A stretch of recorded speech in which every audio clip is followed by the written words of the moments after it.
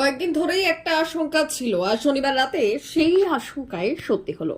ভাটোরায় জলের চাপে মুন্ডেশ্বরী নদীর উপরে থাকা 4টে বাঁশের সেতু ভেঙে গেল। ফলে মূল ভূখণ্ডের সঙ্গে হাওড়া জেলার দ্বীপাঞ্চল ভাটোরার যোগাযোগ বিচ্ছিন্ন হয়ে পড়ল।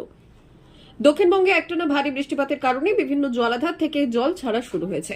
স্থানীয় সূত্রে খবর, শনিবার রাতে সেই জলের স্রোত মুন্ডেশ্বরী নদী দিয়ে প্রবল বেগে প্রবাহিত হতে থাকে, আর তাতেই গায়েনপাড়া ঘাট, কুলিয়াঘাট, আজানগাছি ঘাট এবং পানশিউলি ঘাটের 4টে বাঁশের সেতু পর পর ভেঙে যায়। অন্যদিকে 4টে বাঁশের সেতু ভেঙে যাওয়ায় সমস্যায় পড়েছে দ্বীপাঞ্চলের কয়েক হাজার মানুষ।